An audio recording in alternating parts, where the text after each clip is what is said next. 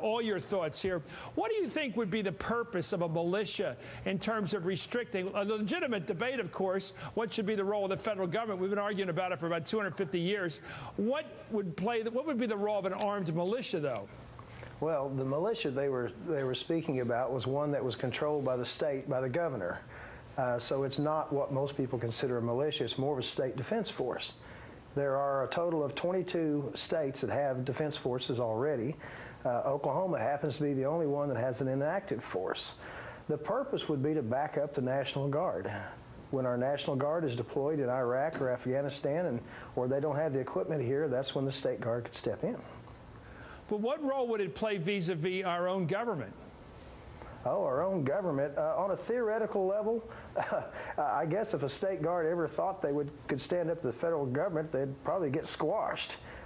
So what would be symbolic? I mean, is this a symbolic thing? I mean, I wonder what, luckily we haven't had any wars since the Civil War that I can remember, but in this country between the government and the states. But when can you imagine the states wanting to go to war with the federal government using armed force?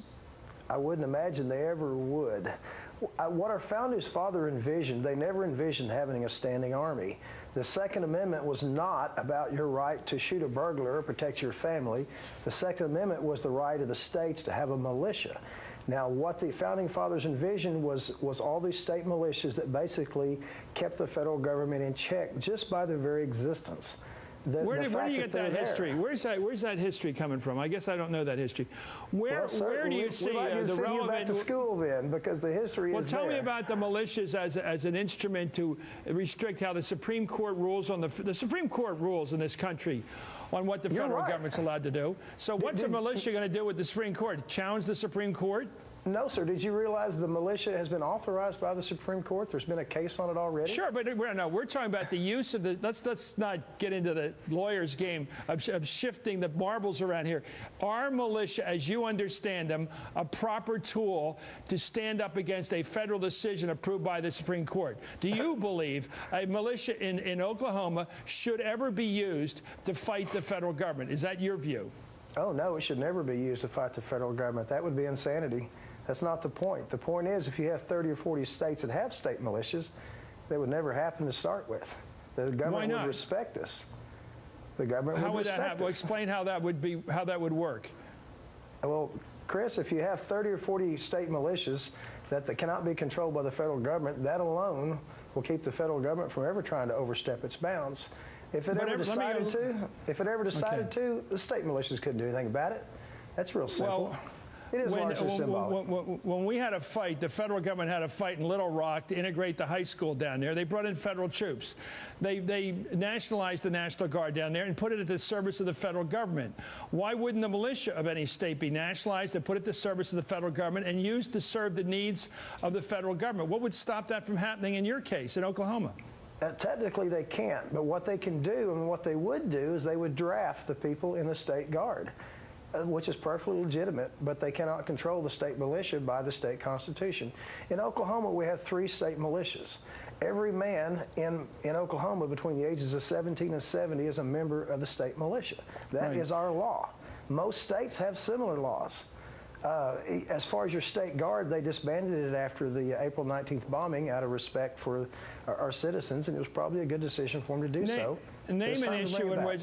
Name an issue that you can imagine in which a state militia in Oklahoma, based in Oklahoma, would act to prevent the federal government from doing anything on health care, on education, on any issue. Where would it get a role in standing up or bluffing the federal government or using its strength just by being there to stop the federal government from doing something?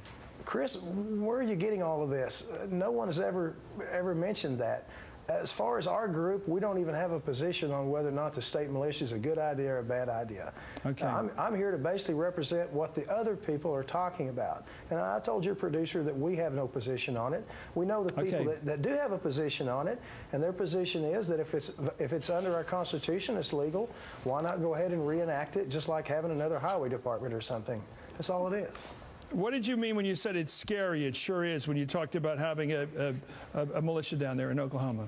Gee, Chris, I mean, I think everybody understands that if we ever got to the point where state militias felt they had to stand up against the federal government, that would be a scary situation. That's one I don't want to live through, and I don't want to see my kids living through that. You know, I can't follow you, sir. You're going in a couple of points here. You're saying that a militia would play a constitutional role in standing up for the sovereignty of your state, but it would never actually be active in doing so. I guess I don't get the point. Our founding fathers considered the militias crucial.